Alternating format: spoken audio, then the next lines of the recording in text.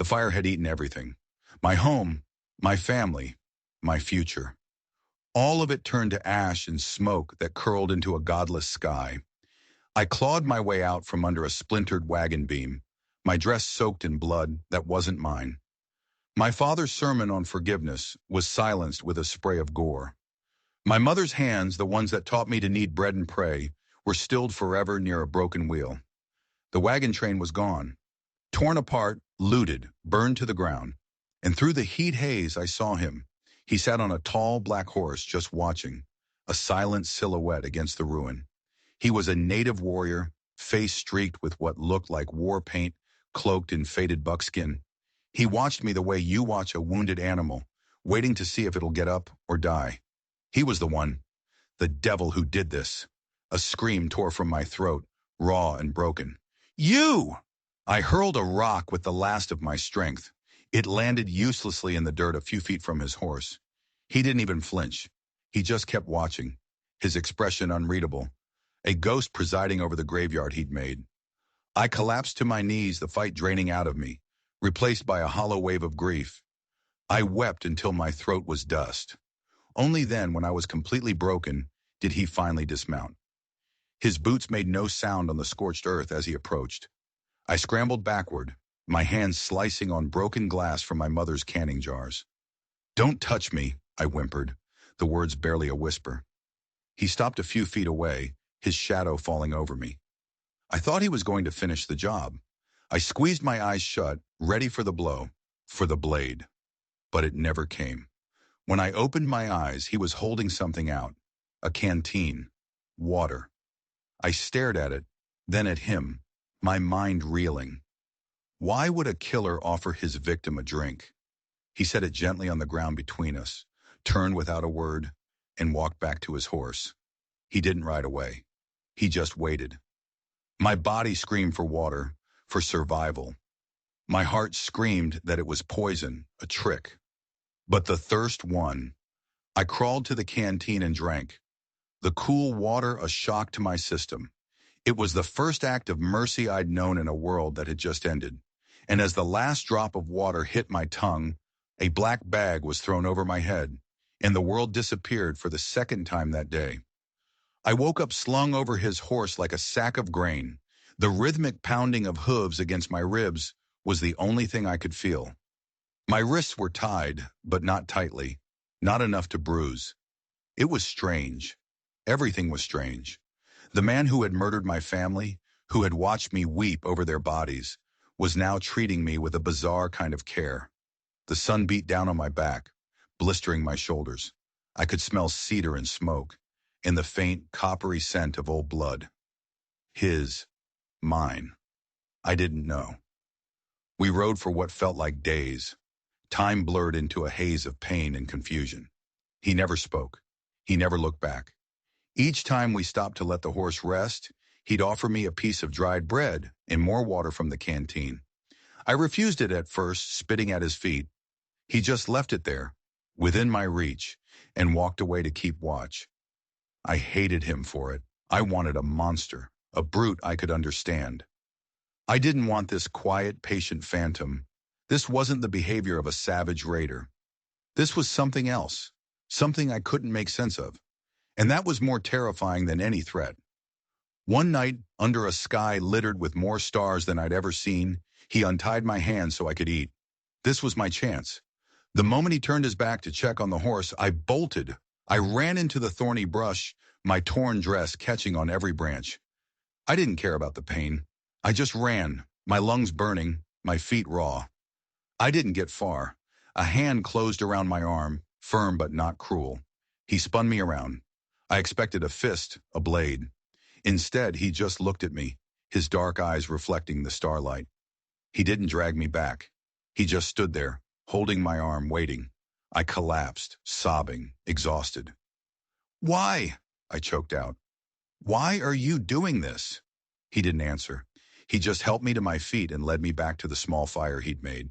He handed me a blanket. I wrapped it around myself, shivering, more from confusion than cold. He sat across the fire from me, his face a mask of shadows and flickering light. He wasn't alone. I hadn't noticed them before. but two others were with us, an older woman with deep scars on her face and a boy no older than 15. They watched me with weary, sad eyes. This wasn't a war party. It looked more like a family on the run. This made no sense. Nothing made sense. My captor pulled something from his saddlebag. It was my father's Bible, half burned, its leather cover melted and warped. But it was there. He'd saved it from the fire. He tossed it into my lap. I stared at it, then up at him. And that's when he finally spoke. His voice was low and his English was perfect, without a trace of an accent. "You're going to need that," he said. "Where we're going." My blood ran cold. How did he know I could read? How did he know English so well? Who was this man? And where in God's name was he taking me? The Bible felt heavy in my lap, heavier than it ever had before. It was a link to a life that was gone, but it was also a mystery. Why save this one book from the ashes of my entire world? I clutched it to my chest, the burnt leather cool against my skin. The warrior, my captor, was watching me. His name, I learned from the boy's whispers to the old woman, was Chayton. The name felt like a stone in my mouth. "You killed them," I whispered, the accusation weak, frayed. "You murdered my family." He didn't deny it. He just stared into the fire, his jaw tight. "Your father was a preacher," he said. It wasn't a question. He spoke of a righteous God. "He was a good man," I spat, my voice cracking. "He brought the word of God to the savages." The moment the words left my mouth, I saw a flicker of something in his eyes. Not anger, something colder, deeper. "Did he?" Chayton asked quietly. "Or did he bring them fire and ruin?" I recoiled as if he'd struck me. "You lie, you're a devil." "Am I?" he said, his voice dangerously soft. He looked at me, and for the first time, I saw the immense grief he carried. It was an ocean in his eyes. "The men who attacked your wagons, they weren't my people. I was tracking them." My mind stopped. The world tilted on its axis. I stared at him, unable to process his words. If it wasn't him, if it wasn't his people, then who? Who had butchered my family? "You're lying," I repeated, but the conviction was gone. It sounded hollow even to my own ears. "Why would I lie to a captive?" he asked. He leaned forward slightly, the firelight catching the sharp planes of his face. "Those men, they rode with military saddles. They carried repeating rifles. They wore the boots of soldiers, not the moccasins of my tribe. I saw their tracks." Soldiers. The word hung in the air, thick and poisonous. It couldn't be. The army was meant to protect us. "They killed my wife," Chayton said, his voice flat, devoid of emotion, which made it all the more devastating. "They burned my village to the ground last winter, while the soldiers from the fort were supposed to be negotiating a treaty. Your father was there." I shook my head, a frantic, desperate denial. "No, he was a man of peace. He wouldn't—" "He stood and watched," Chayton interrupted, his voice like flint striking steel. "He watched as they dragged women from their homes. He read from his holy book while my world burned." The Bible in my hands suddenly felt like it was on fire. I couldn't breathe. My father, a witness, a collaborator? No, it was a trick, a lie to break my spirit. But why? Why go to all this trouble? Why keep me alive at all? I fumbled with the Bible, my fingers shaking, needing to hold on to something, some piece of the man I knew. As my fingers traced the burnt edges of the cover, I felt something odd, a lump, a thickness in the back cover that shouldn't be there. My nails were torn and bloody, but I picked at the seam, peeling back the heat-warped leather. Tucked inside, hidden in a carefully cut hollow, was not a secret verse or a family keepsake. It was a map, a hand-drawn map on a piece of tanned hide, showing the canyons and rivers of this very territory. And in the center of the map, circled in faded ink, was a symbol. It was a drawing of a hawk, its wings spread wide. I stared at it, my heart pounding in my ears. I'd seen that symbol before, just moments ago, carved into the hilt of the knife on Chayton's belt. The world shrank to the space between me and him, the crackling fire, the sighing wind, the quiet breathing of the others. It all faded away. There was only the map in my trembling hands and the hawk symbol carved into his knife. He knew. He'd been watching me, waiting for me to find it. "What is this?" I whispered, holding it up. My voice was a thread. He didn't answer right away. He just held my gaze, his dark eyes searching my face, trying to read something I didn't even know was there. The boy Ashki shifted uncomfortably. The old woman, Naha, threw another piece of wood on the fire, sending a shower of sparks into the night. It was a deflection, an attempt to break the tension, but it didn't work. "That land," Chayton said finally, his voice low and heavy, "is the heart of my people. It is a sacred place, a place where the spirits of our ancestors sleep." He looked from the map back to me. "And it is the place your father tried to steal." The accusation was a slap. My father was a preacher, not a thief. "Well, he was both," Chayton said, his voice hardening.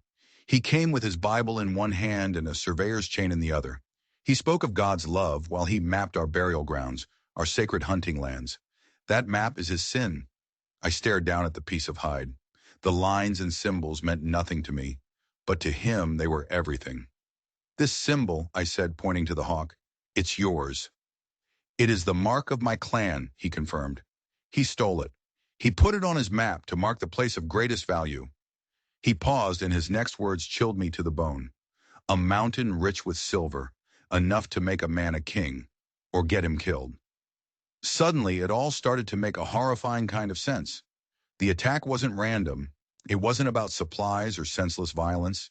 It was a targeted assassination. They weren't there to raid a wagon train. They were there to kill my father and get that map. But they didn't find it, because I had it.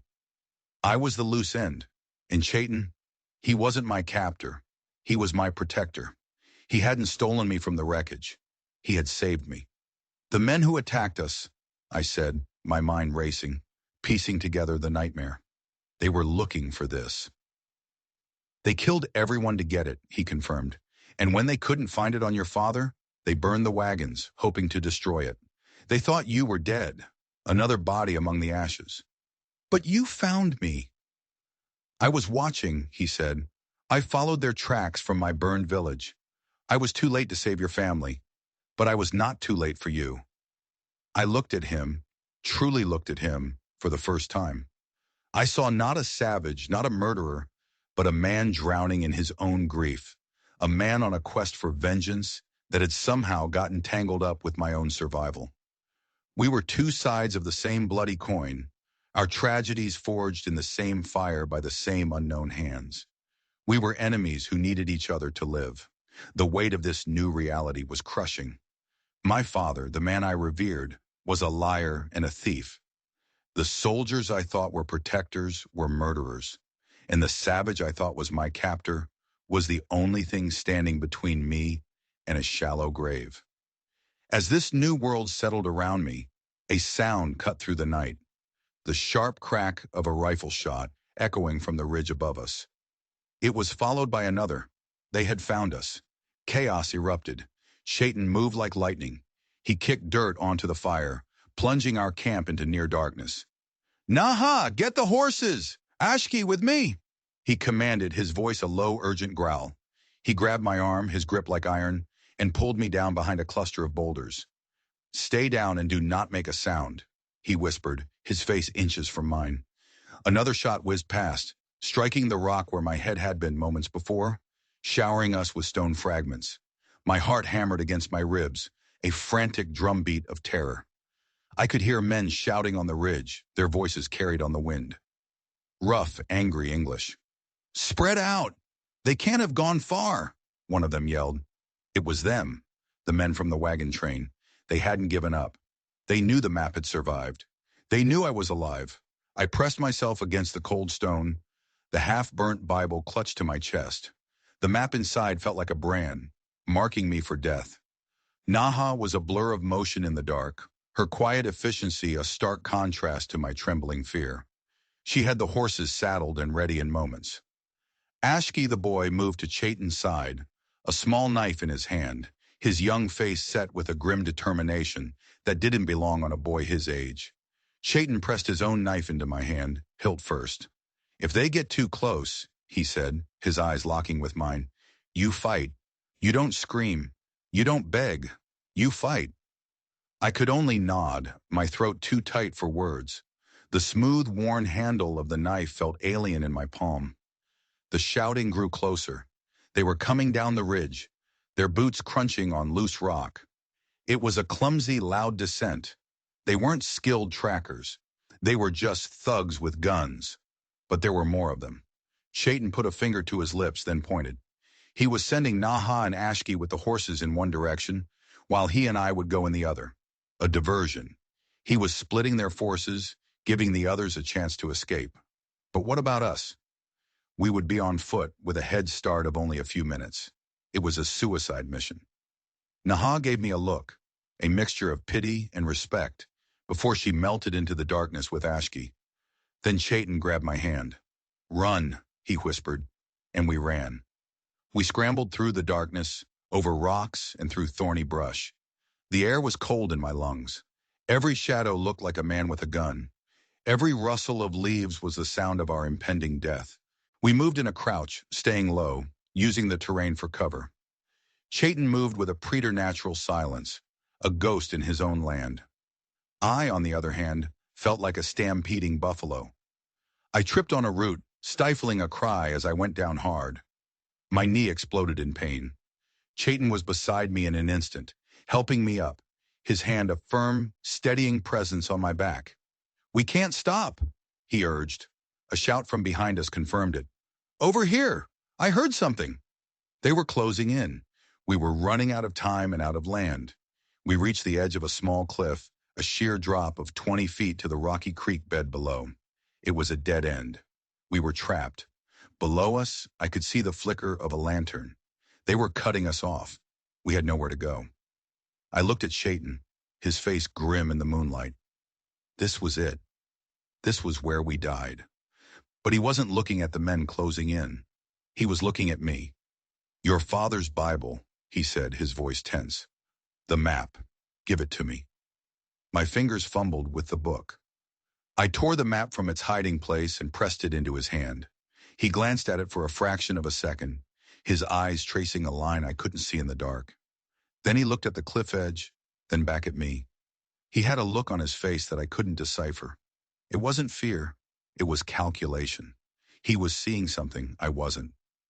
Can you trust me? He asked, his voice low and urgent. Before I could answer, he wrapped an arm around my waist, pulled me tight against him, and jumped. The fall was a dizzying blur of stars and rushing wind. I screamed, a raw, terrified sound swallowed by the night. We hit the water with a bone-jarring impact. The shock of the icy cold drove the air from my lungs. We were in the creek, the one I'd seen from above. We jumped. The man had willingly thrown himself and me off a cliff. I surfaced, sputtering and gasping, my wet clothes dragging me down. Chayton was already treading water beside me, his hand on my back, keeping my head above the surface. Be quiet, he hissed. The current will carry us. Shouts echoed from the cliff above. They're gone. Vanished. They couldn't have jumped. It's a 20-foot drop.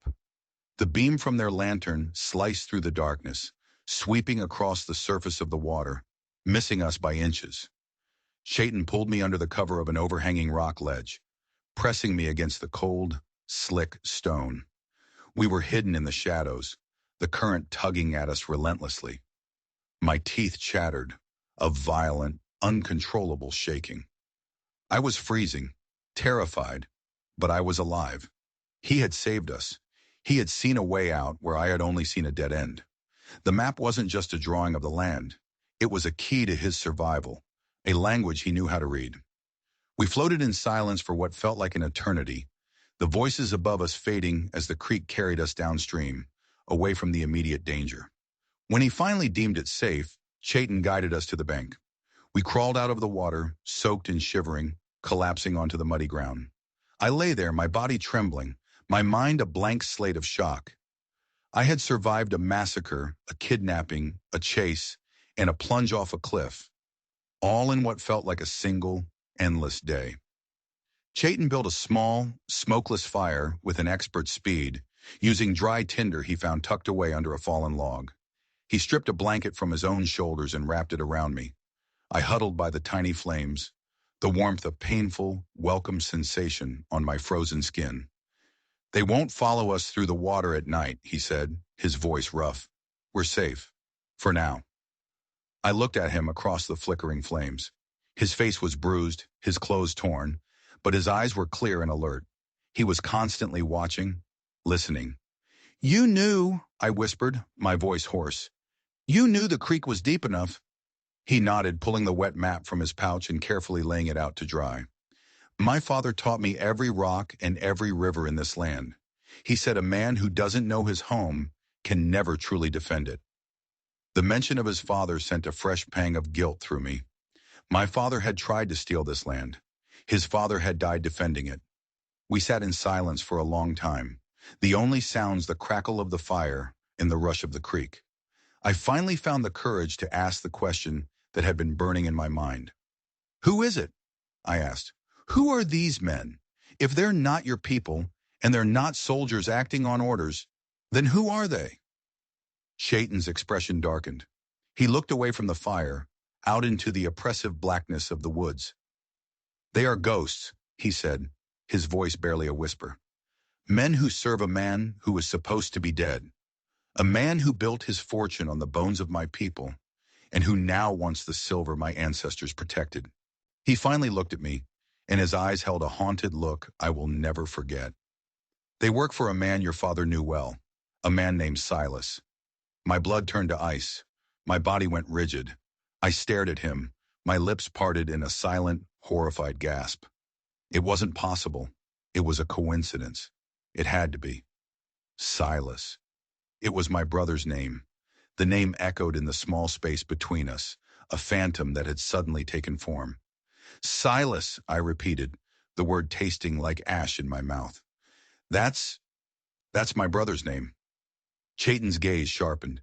He studied my face, searching for a lie, but he found none. "Your brother?" he asked, his voice taut. "I thought your whole family was on the wagon train." "He's a soldier," I explained, my voice shaking. "He was stationed at Fort Laramie. We were traveling to meet him. He was supposed to be there, at the rendezvous point, but he never came." A sick, cold dread washed over me. Silas. Leading a band of murderers? No. My Silas was kind. He was the one who taught me to read, who hummed tunes while he fished, who always saved me the last piece of pie. He couldn't be the monster Chayton described. "It must be a different Silas," I insisted, more to convince myself than him. "It's a common name. Does this common Silas have a scar above his right eye, from where a horse kicked him as a boy?" Chayton asked, his voice flat. I stopped breathing. The world tilted again. The pie, the fishing, the humming, it all vanished, replaced by the image of a boyhood accident, a panicked doctor, and a thin white line that my brother carried for the rest of his life. How do you know that?" "Because I gave him a matching one on his jaw the day he led the raid on my village," Chayton said, his voice laced with venom. "He left me for dead. He took my wife's life." The fire crackled, oblivious to the fact that my entire world had just been set ablaze for the second time. My brother, my kind, gentle Silas, a murderer, the leader of a band of killers, the man responsible for the death of Chayton's wife, and now indirectly for the death of our own parents. It was too much. The pieces didn't fit. Why? Why would he do it? "He was looking for the map," Chayton said, his eyes fixed on the drying hide by the fire. "He knew your father had it. He must have tortured him for it." "No," I whispered. "It wasn't a denial. It was a plea for it all to be a lie. Our parents, he wouldn't. Greed makes men do things they wouldn't," Chayton said darkly. "That silver is a poison. It has corrupted everyone it has touched. It corrupted your father, and it has turned your brother into a monster." I buried my face in my hands, my shoulders shaking with silent sobs. The grief for my parents was now twisted with a horrifying sense of betrayal. They hadn't just been killed by savages or random soldiers. They had been murdered as part of a conspiracy, a greedy, bloody scheme orchestrated by their own son. My brother, Chayton, let me weep. He didn't offer comfort, just a quiet, stoic presence. He understood this kind of grief, the kind that rips out your roots and leaves you unmoored. When my tears finally subsided, a new feeling began to take root in the hollow space inside me. Cold, hard, and sharp. It was rage. A pure, unadulterated fury at the boy I had loved. The man who had destroyed two families, his and mine, for a mountain full of glittering rock. "What do we do?" I asked, my voice steady now, stripped of its sorrow and filled with this new, terrible resolve. Chayton looked at me, a flicker of surprise in his eyes. He must have expected me to break completely. Perhaps I had. Perhaps the girl who had wept over her parents' bodies was gone, and a different woman had been forged in her place. "We get to the mountain before he does," Chayton said. "The map is not complete. There are markings on it, but the true path, the entrance to the old mines, only I know where it is." He picked up the map, now dry, and pointed to a series of faint symbols etched near the hawk. "Your father copied what he could see, but he didn't know how to read the stones. The entrance is hidden. Without me, this map is useless to him." "So we have to beat him there," I said. "We use the map to lead him on a false trail, while we take the true path." He nodded slowly, a hint of respect in his eyes. "It will be dangerous. He will have men everywhere. He knows this land almost as well as I do." "I don't care," I said, and I meant it. "He took everything from me. He took everything from you. This isn't just about silver anymore. It's about justice." Chayton stood up, his tall frame silhouetted against the night sky. He looked toward the dark, brooding mountains in the distance. "Then we ride at dawn," he said, "and we pray to our gods that we are not too late." I looked at the knife he had given me, still clutched in my hand. I thought of my father's Bible, the holy book that had been used to conceal a map of greed. Everything I had ever believed in was a lie. But this feeling, this burning need for retribution, this was real. And as I stared into the darkness, I made a silent vow. I would not let my brother win. I would see him face justice, or I would die trying. The journey had changed. It was no longer a flight for survival. It was a hunt. We moved with a new urgency. Before I was dead weight, a captive to be dragged along. Now I was a partner. I learned to read the signs of the trail, to walk without sound, to ration my food and water. Chayton taught me, his instructions sparse and direct, but his patience was a surprise. He saw the fire in me, the rage that had burned away my fear, and he seemed to recognize it. We met up with Naha and Ashki 2 days later, at a prearranged meeting point in a hidden box canyon. The reunion was quiet, filled with unspoken understanding. Naha tended to my bruised knee with a poultice of herbs that smelled of sage and earth, her scarred face softening for a moment as she worked. Ashki offered me a piece of jerky, a simple gesture that felt like an acceptance. I was one of them now, bound by a shared enemy. Chayton laid out the plan. We would use my knowledge of the routes the settlers used, combined with his knowledge of the hidden paths, to stay one step ahead of Silas. The goal was the Serpent's Tooth, the mountain marked on the map. He explained that we would split up again. Naha and Ashki would take a longer, safer route, creating a false trail for Silas to follow. It was a dangerous gamble, but it was our only chance. "And us?" I asked Chayton as we watched the other two disappear into the rocks. "We take the ghost trail," he said, his eyes fixed on the towering peaks ahead. "A path through the high ridges. It is faster but treacherous, and it will take us right past the old fort." "The fort where Silas is stationed?" I asked, my stomach twisting into a knot. "The very one," he confirmed. "It is a risk, but it is the one place he will not expect us to go. He will think we are avoiding it at all costs." It was insane, walking directly into the lion's den. But I saw the logic in it. Silas would have his men searching the known trails, the canyons, the riverbeds. He wouldn't have them watching his own backyard. The ghost trail was brutal. We climbed until my lungs burned and my legs felt like lead. The air grew thin and cold. We moved mostly at night, the moon our only guide. During the day we hid, sleeping in shallow caves or under rocky overhangs. In those quiet moments we started to talk. I told him about my life, about the strict, God-fearing world of my father, a world that now seemed so fragile and false. He, in turn told me about his wife, Anaba. He spoke of her laugh, of the way she could coax flowers to grow in the rocky soil of the child they had been expecting. His voice never broke, but the pain was a living thing, a raw wound just beneath the surface. He was not the stoic, unfeeling warrior I had first imagined. He was a man hollowed out by grief, kept going only by a single burning purpose. One night, as we overlooked the distant lights of the fort, a sprawling stain of civilization in the vast wilderness, I felt the weight of my father's Bible in my satchel. He kept it, I said quietly. Chaitan, you saved my Bible from the fire. Why? He was sharpening his hawk-crested knife, the stone making a soft, rhythmic sound. He didn't look up. You were praying, he said, when I found you in the wreckage. You were screaming scripture, clutching that book as if it were your own heart. I remembered it then, a fractured memory of calling on God through blood and tears. I thought if I left you there with your God, you would die, he said, his voice low. I thought if I took you away from it, you might live. I stared at him, stunned. He hadn't spared me out of some hidden kindness or strategic plan. He had spared me because in my darkest moment, I had clung to faith. And he, a man whose own faith had been burned to the ground, had seen something in it worth saving. Did you believe in God? I asked. I believed in fire, he said, finally looking up at me, his eyes reflecting the distant man-made stars of the fort.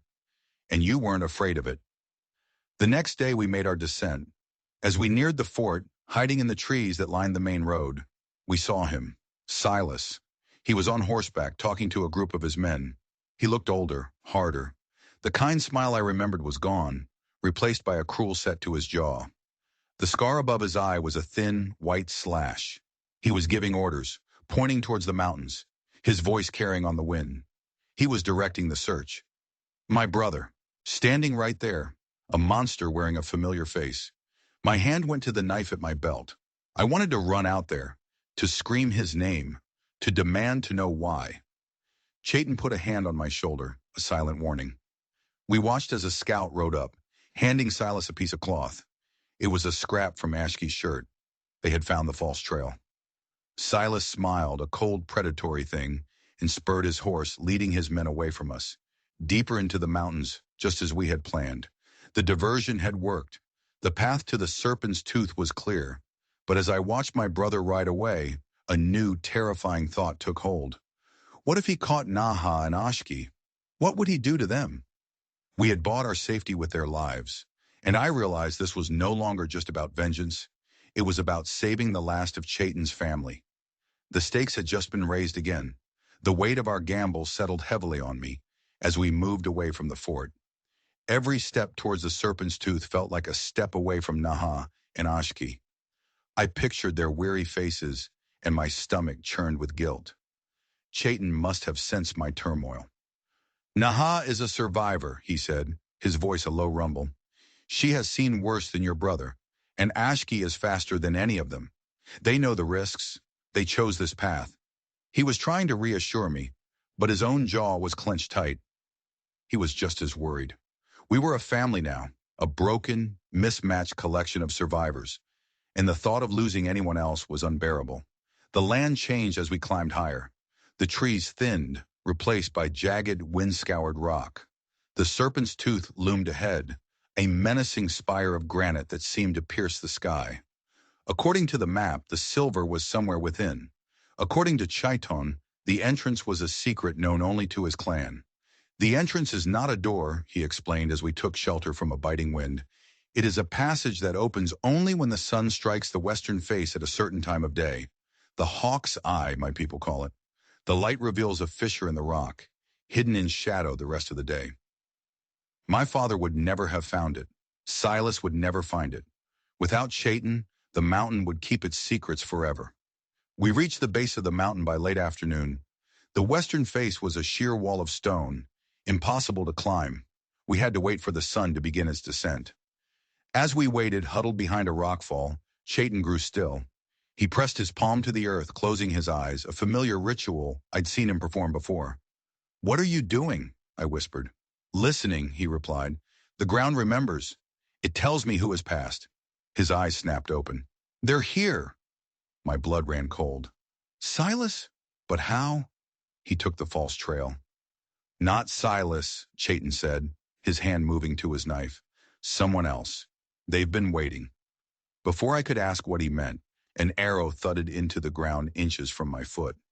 We were ambushed. Figures emerged from the rocks around us, silent and swift. They were not Silas's men. They were warriors from another tribe, their faces painted with symbols I didn't recognize. They carried bows and war clubs, and their eyes were filled with a cold, hard animosity. They surrounded us, cutting off any chance of escape. Their leader, a tall man, with a cruel scar across his lip, stepped forward. He looked at Chayton, a sneer on his face. The exile returns, he said in his native tongue. Chayton responded in the same language, his voice steady, defiant. I couldn't understand the words, but the tone was unmistakable. It was an ancient rivalry, a deep-seated hatred. What do they want? I whispered to Chayton. The silver, he said, his eyes never leaving the other warrior. They are the Jakari, our sworn enemies. They have coveted this mountain for generations. They must have seen Silas's men moving through the territory and came to investigate. The Jakari leader, whose name I later learned was Kale, laughed. He said something that made the other warriors grin. He says my ancestors were fools to hide the mountain's wealth, Chayton translated, his voice tight with rage. He says he will take it, and he will take you as his prize. My hand tightened on my knife. I would die before I let that happen. The standoff was broken by the setting sun. As the golden light moved across the face of the mountain, a strange phenomenon occurred. A beam of light funneled through a natural archway high above, striking a specific spot on the cliff face. For a fleeting moment, the shadow shifted, revealing a dark, narrow opening in the rock. The hawk's eye. It was visible for only a minute before the light moved on and the entrance vanished again. But it was enough. Everyone had seen it. Kyle's eyes widened with greed. He barked in order, and his men surged forward. Chayton shoved me behind him, his knife a blur of motion. He was a whirlwind of controlled violence, a dancer in a storm of death. He moved with a grace and brutality that was both terrifying and beautiful. I was not useless. I remembered his words. You fight. A Jakari warrior lunged at me, his club raised. I ducked under the blow and drove the knife I still carried upward into his side. He grunted, surprised, and staggered back. It was a clumsy, desperate move, but it worked. The fight was a blur of chaos and blood. Chayton was outnumbered, but he fought like a cornered wolf, protecting his territory, protecting me. But there were too many of them. They were going to overwhelm us. Just as Kale raised his club to deliver a final, killing blow to a winded Shotten, a gunshot rang out. Kyle grunted and fell back, clutching a bloody shoulder. Silas! He had arrived, but he wasn't alone. His men poured into the basin, rifles firing.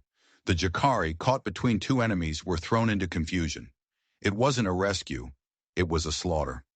Silas's men cut down the Jakari with ruthless efficiency. My brother stood on a rock overlooking the chaos, a smoking pistol in his hand, a look of grim satisfaction on his face. He had saved us, but it wasn't an act of mercy. He had simply eliminated the competition.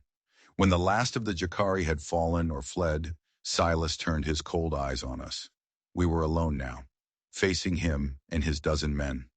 Hello, sister, he said, his voice devoid of any warmth. I see you've made a new friend. He looked at the map clutched in my hand, then at Chayton. Thank you for leading me right to the door, he said with a cruel smile. Now, give me the map and step aside. I only want the silver. You I'll allow to live. Chayton stood beside me, breathing heavily, bleeding from a cut on his arm, but his posture was defiant. You will get nothing from us, he said. Silas sighed, a theatrical, impatient sound. I really was hoping to avoid this. Family bloodshed is so messy. He raised his pistol, aiming it not at Chayton, but directly at my heart. Last chance, Eleanor. The map, or you can join Mother and Father. His words hit me harder than any physical blow. Join Mother and Father. The casual cruelty, the complete absence of remorse. The boy I knew was truly gone, replaced by this cold-hearted stranger. I looked at the pistol aimed at my chest, then at my brother's eyes. They were empty. There was nothing left to appeal to. "You won't shoot me, Silas," I said, my voice shaking but firm. "You're a monster, but I'm still your sister." He laughed, a short, ugly sound. "Sister? You're a loose end, a witness. You chose to side with him." He gestured with his pistol toward Chayton. "The savage who is all that stands between me and a fortune. Blood doesn't mean anything when there's a mountain of silver at stake." "He didn't kill them, Silas," I said, my voice rising. "You did. You had our parents murdered." A flicker of something crossed his face. Annoyance, not guilt. They wouldn't listen to reason. Father had grown soft in his old age. He started talking about giving the land back, about confessing his sins. He was going to ruin everything. He left me no choice. The confession hung in the air, sickening and absolute. He had admitted it. He had ordered the death of his own parents for money. Before I could react, Chayton moved. He wasn't faster than a bullet, but he was smarter. He grabbed a handful of dirt and gravel and flung it into Silas's face. In the split second that my brother flinched, his eyes squeezed shut, Chayton lunged. Not at Silas, but at me. He tackled me to the ground, pulling us behind the body of a fallen Jakari warrior, just as Silas's men opened fire. Bullets tore through the air, ripping into the dirt and rock around us. We were pinned down, hopelessly outgunned. "The entrance!" Chayton yelled over the gunfire. "When I tell you, we run for it. We'll never make it," I shouted back. "We have to try." He peered over our makeshift cover. Silas was wiping the grit from his eyes, screaming orders at his men. "They're reloading!" Chayton yelled. "Now!" We scrambled to our feet and sprinted across the open ground towards the cliff face. It was the longest 50 yards of my life. The air buzzed with bullets. I could feel the heat of them passing by. I didn't think. I just ran, my lungs on fire, my eyes fixed on the dark shadow of the hawk's eye. I dove through the opening, scraping my arms and legs on the rough stone, and collapsed onto the floor of a narrow tunnel. Chayton was right behind me, rolling through the entrance just as a fresh volley of bullets slammed into the rock around it. We were inside. We were safe. For a moment. The tunnel was dark and smelled of damp earth and something metallic. It sloped downwards deeper into the heart of the mountain. We could hear Silas shouting outside. "Don't let them get away. Find another way in. Blast it open if you have to." We didn't have much time. We pushed ourselves deeper into the darkness, using our hands to guide us along the cold, wet walls. The tunnel opened into a vast cavern. In the faint light filtering from the entrance, we could see it. Silver. It wasn't just a vein. The walls of the cavern glittered and gleamed with it. It ran in thick, pure bands through the rock, a king's ransom 100 times over. It was breathtakingly beautiful and grotesquely ugly at the same time. This was the source of all our pain. A distant boom echoed from the entrance. They were using dynamite. "We have to keep moving," Chayton said. "This mountain has many secrets. There is another way out." He led me through the cavern, past shimmering walls of wealth that meant nothing to me. He stopped at the far wall, running his hands over the rock. He found what he was looking for, a series of small, almost invisible carvings. He pressed them in a specific sequence. With a low groan of grinding stone, a section of the wall receded, revealing another, smaller tunnel. Just as we slipped through, another, much larger explosion rocked the mountain. The main entrance collapsed, sealing Silas and his men outside, and us in the crushing darkness. The grinding sound of the secret door closing behind us was the most final sound I had ever heard. We were trapped in the heart of the mountain, buried alive. The darkness was absolute. It was a physical presence, pressing in on all sides, stealing the air from my lungs. The silence that followed the collapse was even worse. A deep, ringing void filled only by the frantic beat of my own heart. I couldn't see Chayton, but I felt him move beside me. "Are you hurt?" he asked, his voice calm, a steady anchor in the suffocating blackness. "No," I managed to say, the word catching in my throat. Are we trapped?" "The mountain provided this path," he said, his voice echoing slightly in the confined space. "It will provide a way out. This tunnel leads to the river that runs beneath. We just have to follow it." His confidence was a sliver of light in the dark. I took a deep breath, fighting down the rising panic. We began to walk, one hand on the tunnel wall, the other stretched out in front of us. The ground was uneven, and the air grew colder, thick with the smell of wet stone.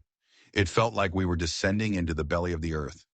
We walked for what could have been minutes or hours. Time ceased to have meaning. There was only the sound of our footsteps, our breathing, and the steady drip of water from somewhere above. My thoughts turned to Silas, trapped on the other side of the rockfall. Was he dead, buried under his own greed? A part of me hoped so. Another part, a small, stubborn fragment of the girl I used to be, felt a pang of sorrow for the brother I had lost long before he ever stood on that mountain. He's gone, I said into the darkness, needing to say it aloud. It's over. The man is gone, Chayton replied. But his greed is not. There will always be others. This silver is a curse. As long as it is known, my people will never be safe. He was right. We had won the battle, but the war for this land was far from over. Finally, we heard a new sound, a low, distant rumble that grew steadily louder. It was the sound of moving water. A faint, pale light began to filter into the tunnel ahead. We emerged into another cavern, this one carved not by man, but by water. A subterranean river flowed through it, its surface glowing with a faint phosphorescence from the minerals in the rock. It was a secret, magical place, hidden from the world. The river flowed out of the cavern through a wide opening in the rock. It was our way out. We waded into the cold water, the current swift but manageable. It carried us out of the mountain and into the moonlight. We were free.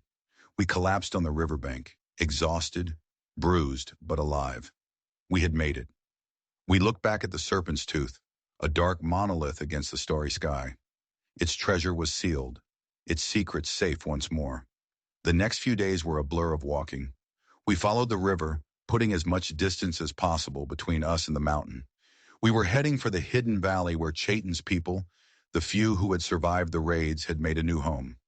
We found Naha and Ashki there. They were safe. They had led Silas's men on a wild goose chase before disappearing into the canyons they knew so well. The relief I felt was overwhelming. I was welcomed into their small community, not as an outsider, but as one of their own. I had fought beside their leader, their brother. I had earned my place. Life settled into a new rhythm, a rhythm of peace. I learned to grind corn, to mend hides, to listen to the stories of the elders. The woman who had arrived in this land as a preacher's daughter was gone. In her place was someone stronger, someone who had looked into the heart of darkness and had not only survived, but had found a reason to keep living. One evening, as the sun set, painting the canyon walls in hues of orange and red, Chayton came to me. He had been quiet since our escape, a thoughtful melancholy hanging about him. It is not truly over, he said. The story of the silver will become a legend. Men will search for it. My people will never be safe. I knew he was right. The secret was too big. The greed of the outside world was too relentless. Then we have to destroy the legend, I said, an idea forming in my mind. We need to create a new story. I took out the charred remains of my father's Bible. I still carried it, a reminder of all I had lost and all I had found. I tore out the remaining blank pages. With a piece of charcoal from the fire, I began to draw. I drew a new map. It was a work of fiction, a deliberate misdirection. I copied the hawk symbol, the layout of the canyons, but I changed the key landmarks, shifting the location of the Serpent's Tooth to a barren, inaccessible region far to the north. I added warnings, symbols of demons and cursed ground, stories of miners who went mad. "What are you doing?" Chayton asked. "My father used a book of faith to hide a map of greed," I said, my hand moving surely across the page.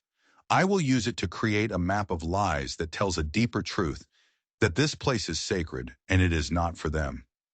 When I was done, I gave the pages to him. "Find a traveler," I said, "a prospector, a trader. Let him find this map. Let the story spread. Let the legend of the cursed Silver Mountain protect the real one." He looked at the map, then at me, and for the first time since I had met him, he smiled. It was a small, hesitant thing, but it transformed his face. It was a smile of hope. He took my hand. his fingers warm and strong around mine.